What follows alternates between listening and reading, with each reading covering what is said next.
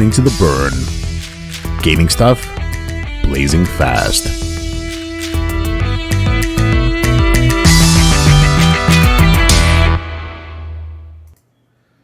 Hello and welcome to a new episode of The Burn, a podcast about gaming done blazing fast. I'm Aviv Manoach.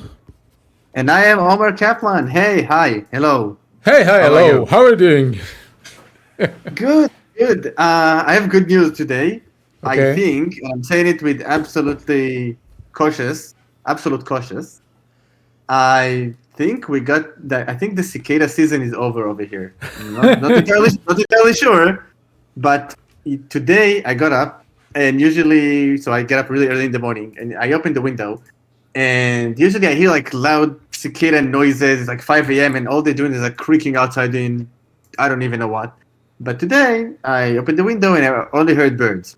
So maybe, hopefully tomorrow and like during the upcoming days, it's like slowly gonna wind down, which is great because it was really hard getting out of my house for a week. So Yeah. nice.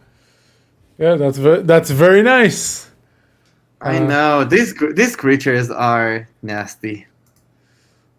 Just the noise, right? They don't do anything. Yeah, they don't do anything. It's just like it's like the numbers are in like they're huge. They come in like huge numbers.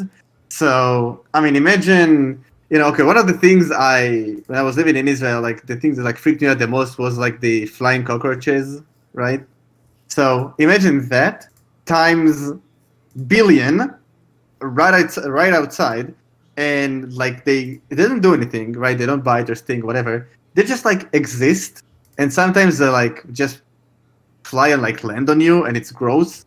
So it's just like they're fine like being like one here, one there, but just like the numbers are insane. So it's fine. So by the way, so we're done. I think we're done for like the next 17 years with that brood. But I read that on 2027, I think there's gonna be a rare event in Chicago. So it's like 5-hour drive from here.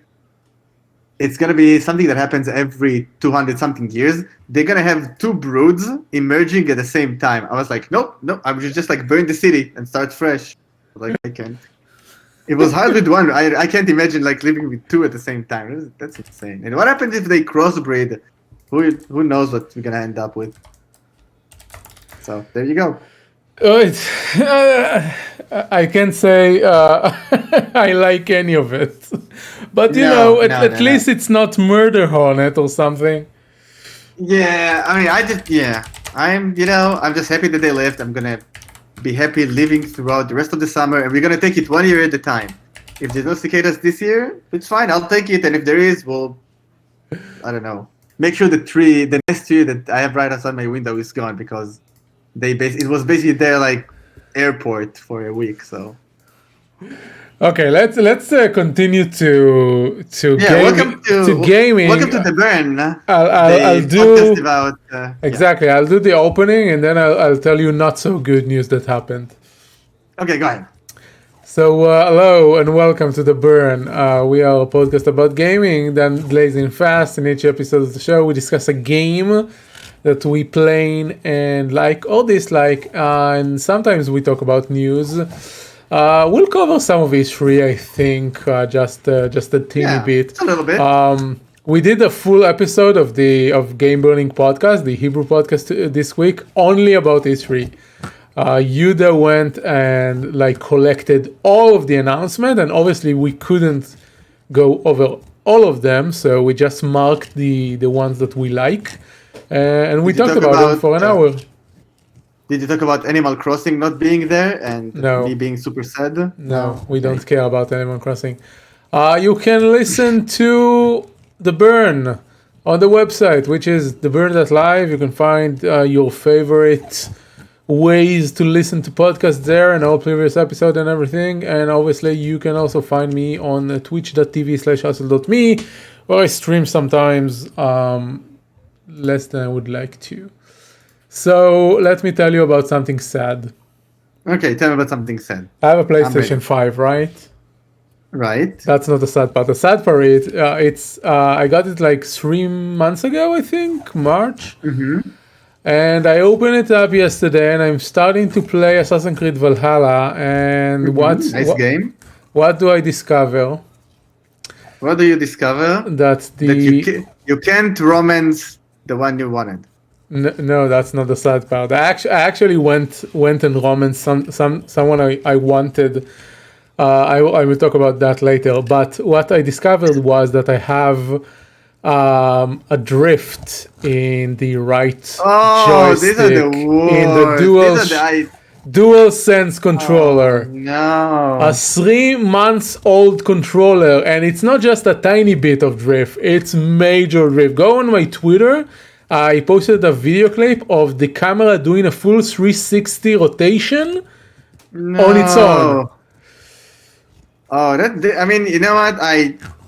I was bracing myself. I told myself this can't be that bad, but it is. It is. Oh my! It is. Drifting is so annoying because like it's not that it's broken. It's like halfway between broken and fine, and yeah, it's the worst. Like and you can't do anything with it. Yeah, and Sony doesn't have any dead zone calibration in its operating system yet, so.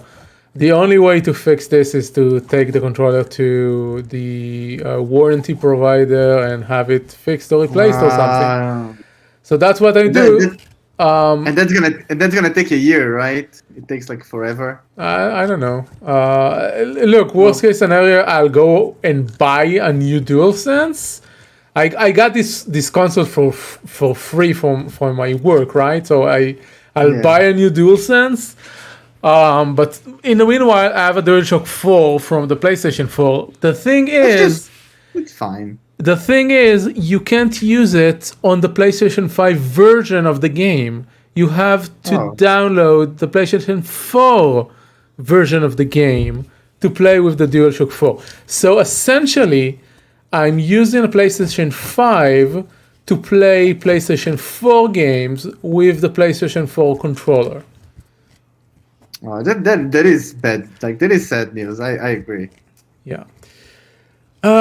So that's what's happened. And I really like the DualSense. It's a very, very, very good controller, and I'm very sad that I can't use it, but still, I'm playing Valhalla.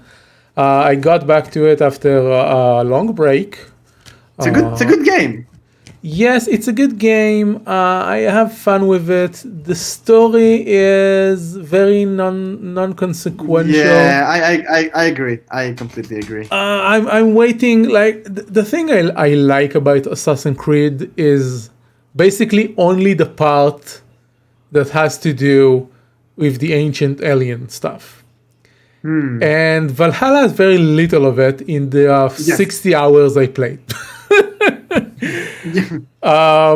Origins was kind of good about it because you had a bunch of like ancient temples and stuff thrown around the world, and your character Bayek would comment about getting into this huge black pyramid and saying, "Oh, this is not from us."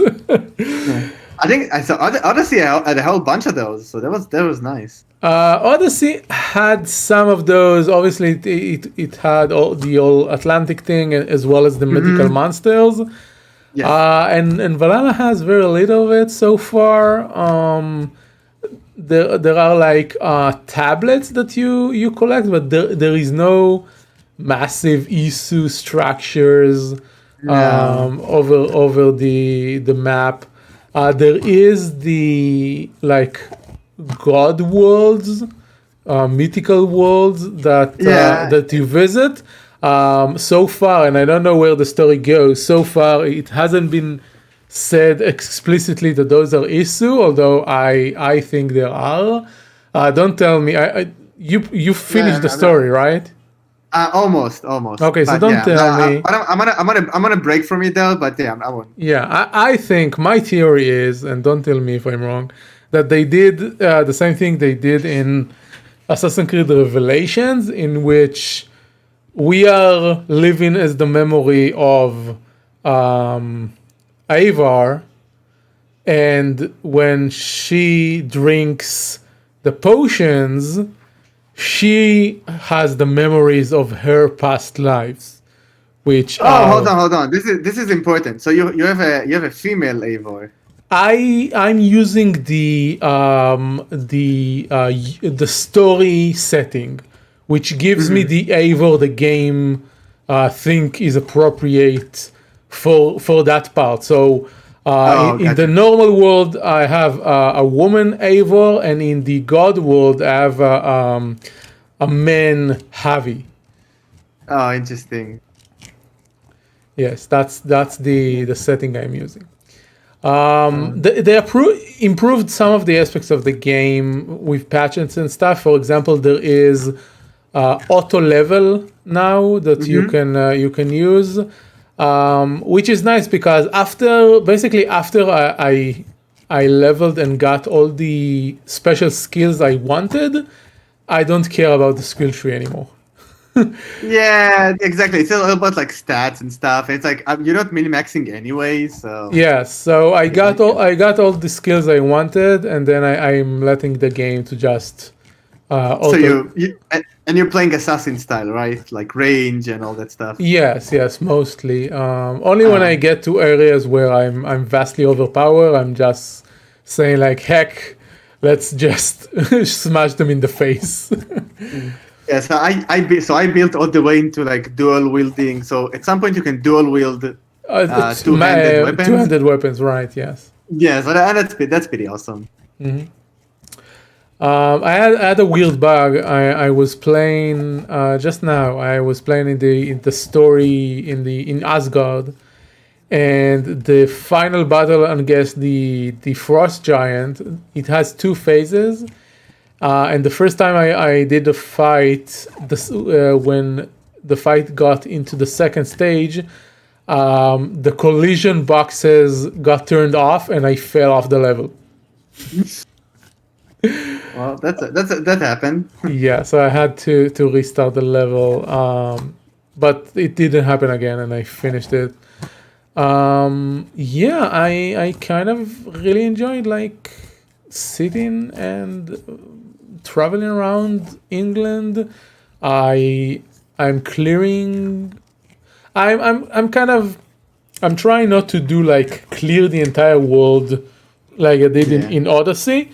So I'm doing a bit of a hybrid. I'm doing story missions first, and then once I finish a story mission of a specific level, I go and clear the areas that are at that level or below. So I'm not, and they also are better. I don't know if very good, but are better at balancing the map compared to previous games. So I'm 60 hours in. I'm power level 200, and there are areas of the map that are power level 300, and I think even 400 is the max or something like that. So obviously there's enough content in the game so that you won't be over leveled until the end. I would say I am currently over leveled for the quest I'm doing, but it's not like what happened in Odyssey was that I cleared the map, got to max level, and then I'm basically playing the entire game on max level. That's what's happening with Odyssey.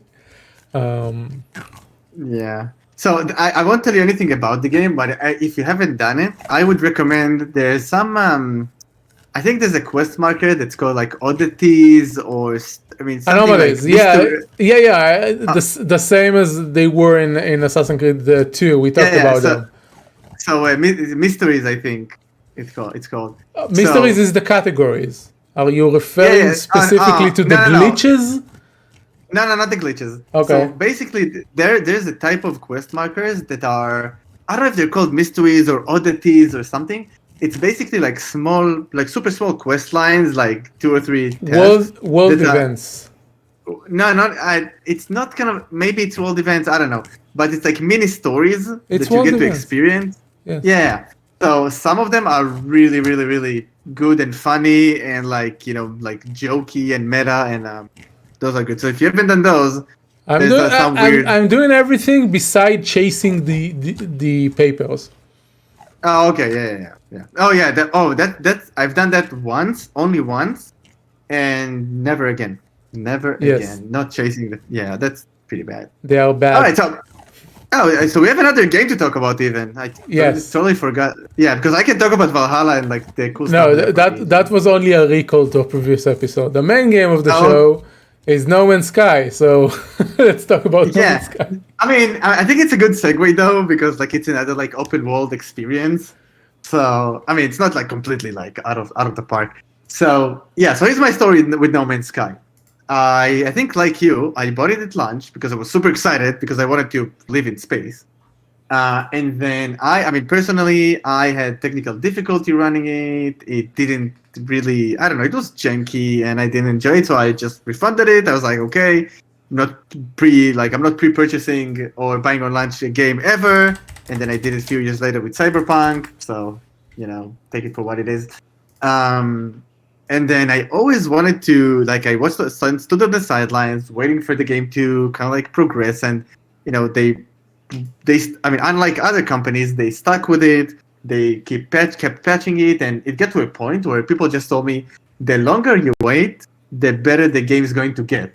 So I was, sitting on the sideline through the major updates. I was super excited. And then I think at some point, a few weeks ago, I said, okay, well, now's the time. I want to fly into space again. And then I didn't get No Man's Sky. I got Elite Dangerous. Okay. Yeah, so that's like a plot twist. So I got Elite Dangerous. I popped that in. And like virtually because I just literally downloaded it from Steam. And like the learning curve on that game, first of all, if you want to fly a spaceship, it's like, and you want to be like, that be your day job. I mean, people like super enjoying Elite Dangerous for everything you can do there, but it's like so complex in like how you literally learn to fly a spaceship. If you want to get to a place, you look at this, like you look to the left, there's a screen, you do some stuff on that screen. You have to do like a bunch of other screen and like just docking is the whole Elite Dangerous is a space flight simulator, which is amazing. This is like if that's your thing, I think that game's amazing. Like it have all the sounds and all the beeping and all the flashing of screens and like I think at some point I'll get back to it. It's it's really good, but that game left me with okay. Well, I wish there was something that's like more. More of like a arcade-ish almost oriented, and also let me just get on the planet. I was like, okay, well, that's No Man's Sky for you, and I got it.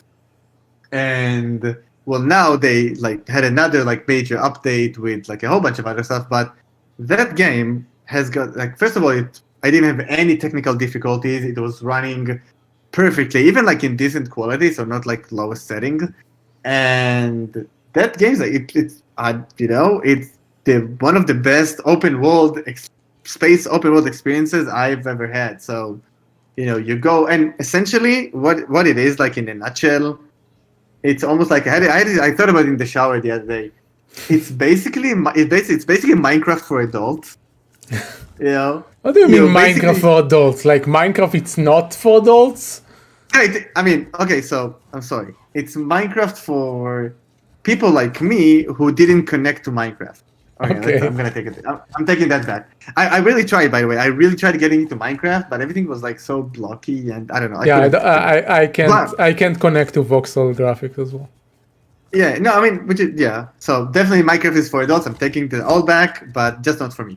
However, I'm doing exactly the same thing in No Man's Sky. So I get to a planet, everything's like amazing, and I'm just gonna commend them for like the whole like engine that they built behind it that generate quadruple billion gazillion stars. So that's amazing. So I get there and I mine resources. I'm I'm managing my inventory. I get on my ship. I'm doing some missions. I'm meeting aliens, and everything is like so mysterious and like encourage you to explore and not stay on one planet and just live there. Even though I was tempted to do it. That I'm having super much fun. I just got my third spaceship, which is like a nice kind of like space junk flying thing. So everything about this game, from gathering resources to doing the missions to, they always keep you engaged and like encourage you to explore and branch out. And they're very forgiving in the sense that you can always go back to bases, and like, getting a base on a planet isn't too complicated. So it's just all about that gameplay loop, and it's super zen and relaxing. I'm having tons of fun doing it. The only thing that annoys me in that game is, well, maybe it's one thing, but it maybe is like coupled with another. So sometimes you get on a planet and the planet is gorgeous and it's amazing, but for some reason they decided to put those little robots called Sentinels on planets. Yeah. And those things, they'll like attack you on sight. So you don't have to trigger them. They'll just jump Not on every planet. It depends on the hostility level of the planet. Yeah. Okay. Well, most of the nice planets have those as aggressive, which is annoying. All I want is like to hang out on a nice planet and build my base. But you know what? The Sentinels are the lesser annoying problem. The space ships are a lot more annoying. I think there's the same level, and I'll tell you why. So the Sentinels are fine. You can can kill them, and it's fine. But at some point, they'll call their friends the Dog Sentinels, and the Dog Sentinels just melt you with lasers, and there's nothing you can do about it. They're faster than you. The only thing you can do is get on your spaceship and escape. You want to do that. You can dig holes and build a shelter. Yeah, I tried it, but then they'll just wait outside for you to get out. They're like, unless you dig throughout the entire planet, which then sucks. So which you kind of can. You kind of can. Yes, you can do anything you want. Yeah, but however, so you go out and you run away.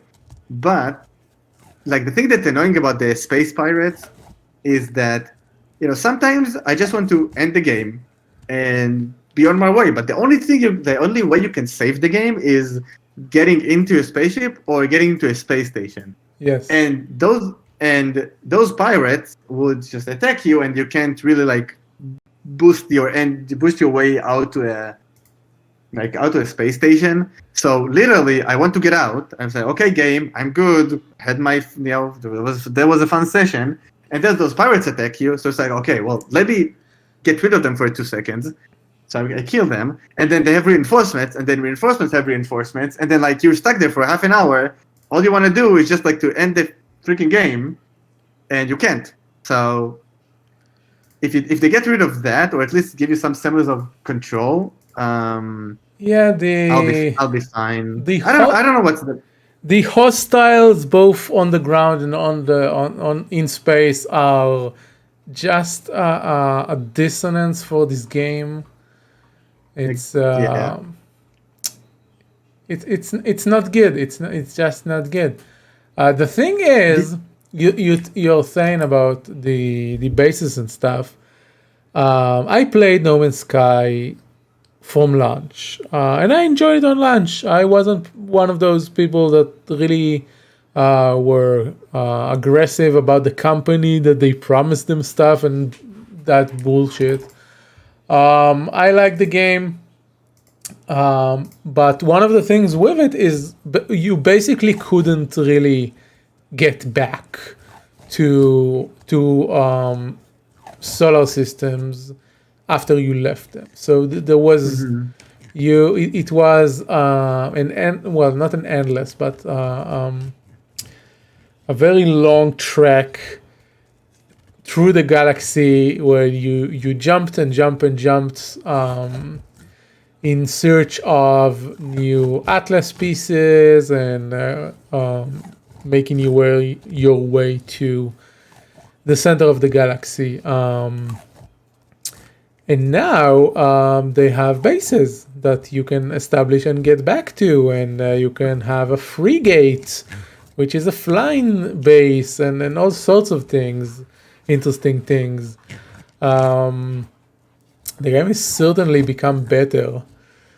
Yeah, and now you can tame creatures, and you can fly on creatures now. There's a ton of stuff that I didn't know. But yeah, you can. Nice. So you can get pets, basically. If you find like a creature you like, you can like adopt them as a pet, and they'll just follow you around and don't do anything. And now with the latest update, they improved two things. They improved a bunch of graphics, which is fine, but then they really redid the entire cave system. So now caves are like huge, and you can explore caves, and it's really nice.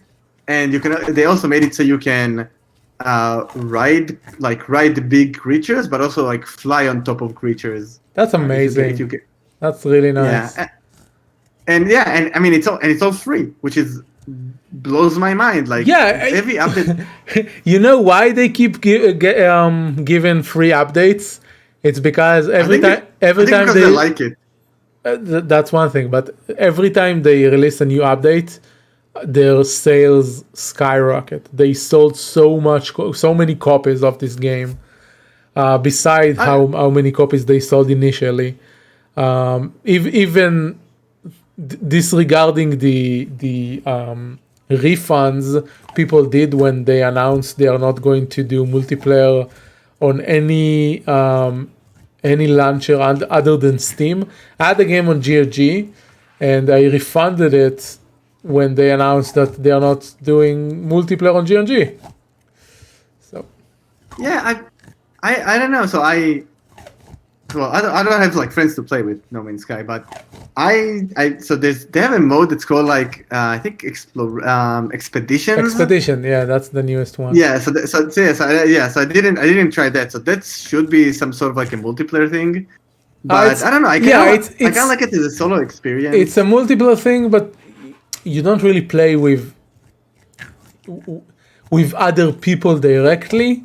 Expedition is sort of an accelerated start of the game. You get a bunch of missions and tasks to do with some vague story and stuff, and you can see other players, and you can like see their bases and ships and stuff, but it's not really playing with other players. It's just like an open world multiplayer experience that is meant to like take you through the beginning of the game and gives you basically a boosted character when you finish it and everything. Yeah, I mean, so even when I'm playing like the main game mode, and I haven't met any other players, I haven't seen anybody's bases. I've never saw like a live player in my game, like ever. Yep. And I don't know, I kind of like it as a solo experience. I mean, it's a big world out there, I guess. So yeah. I'm waiting for someone to gift me this game on PlayStation so I can get back to playing. Yeah, no, I think what's nice about this game is that like you can start over, and it's not really different from like the point where I'm at, like a couple of like, I think I'm like 60, 70 hours in. So I haven't, it's like really slow progression anyway. And if you start over, you can always start like getting more resources anyway. The only thing it's weird to me, and maybe I'm doing something wrong, at some point you can get like a small, I guess, rover or a car to drive around. It's like faster than running, and I just didn't get to it yet. I don't know how you get to it. I think you need to find something by chance, and maybe you'll get it. But that's like the only thing that's like weird to me. I'm like playing for so long, and I didn't get like the upgraded running thing, so that's weird. It's like it's kind of random sometimes which upgrade you get and which you don't. And some of it can really hinders your progression. Yeah, I mean, also, like, if you get a pet, you can ride your pet and it's faster. But I don't know, okay, well, I'm weird, but I'm feeling bad getting a pet from a planet and then taking it to, like, other planets. And then what happens if I want to release the pet on another planet? I don't know what's going to happen. So. What? Okay, so you're on a planet, right? And you get, like, let's say you get a pet, like a horse. I don't know, a space horse. And then you take it to like another planet. And what happens if you want to like get another pet on that planet? You have to release the horse on a planet that's not their home. Who cares? I care. There's a Why? poor horse because they're gonna be all alone on that planet. I don't know. They don't have their people to play with. I don't know. It's weird. So I'm not. You're weird. So I'm not taking. Yes, I'm not taking it's only you. You're weird. It's the Animal Protection Service of the Galactic, whatever. Okay. Anyways, a few honorable mentions from E3. So first of all, no new Switch. No Switch. Yeah, no new Switch. We talked about that last episode, but it's not happening. New Breath of the Wild for those who care.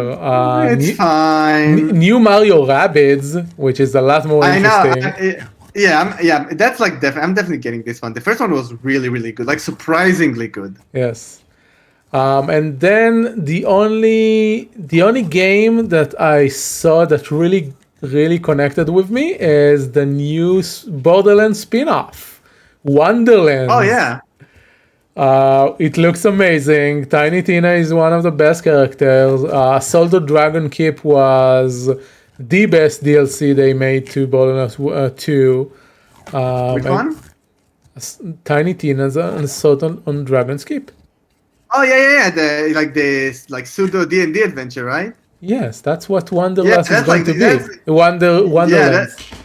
That's amazing. Yeah, that was the hands down the best expansion. So yeah. So they are taking that concept and making a full spin-off game out of it. Tiny Tina's Wonderlands. It's going to be good.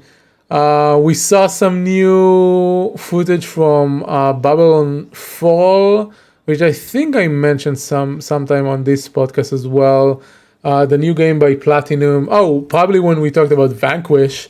So Babylon's Fall is the new game by Platinum Games, which is basically Nier Automata but Gothic fantasy. They announced it like 3 years ago, and we haven't heard anything until now. So they showed it finally. The new From Software game, Elden Ring, which we talked about it a bunch in Game Burning. It looks like Dark Souls, and we don't understand why the need for a new IP. Like it's Dark Souls. It's not like what you did with Sekiro or Bloodborne. It's just the same. Just that. What? Yeah, just the same. Yes, exactly. The only thing that probably is the reason for the new IP is that George R. R. Martin is writing it. So that's probably why they wanted a new IP and not connected into Dark Souls. And that's pretty much it. Outer Worlds 2 announcement. Yeah, I don't know. Did you finish the first one? No, but I liked it, and I'm kind of surprised they are working on a second. It's cool. Yeah, I mean, so I played it. I think to the middle, and I don't know. Maybe I got out of it too early. I mean, it's fine. It's like Skyrim-ish. I don't know. Something didn't like keep me engaged in this game like all the way through, and I don't know why. Maybe it's just a me thing, but I mean it's fine. I'll take a second one. Sure. Yes, exactly. That's the point. It's going to be a Microsoft exclusive, and people are crying about it. I mean, they have a pretty good service. So I think at some point it won't be exclusive, and if you want to get it on launch, then it's fine. No, I don't think at some point it won't be exclusive. Obsidian are owned by Microsoft now. Yeah, but I mean, I don't know. Do you think like at some point after they reach the cap of like the place they can reach on that platform, I don't open it up? I don't know. Sea of Thieves is on PlayStation? No, it's not on PlayStation. No. Same thing. There was some Sea of Thieves thing in E3, right? Yes. Jack Sparrow is coming or something like that. Who cares? Exactly. No, I'm still waiting for a good pirate game though. So. Speaking of which, we haven't seen anything from Skulls and Bones, which was supposed to be the big pirate game, but it disappeared completely. Anyway, that's all we have on the show today. Thank you for listening. Thank you, Omer, for being here with me, as always. Thank you for having me, as always. You can find us both on Twitter. I'm at Icel, and Omer is at Omer Kaplan. Don't forget to subscribe, comment, and leave your reviews on your preferred listening app. You can find all of them at theborn.live. And, of course, our opening theme was created by Ann Dorco, with vocals by Fishy Twitch, both on Twitter as well. That's it for today. We'll see you in 2 weeks with more gaming done fast. Goodbye. See ya. Bye.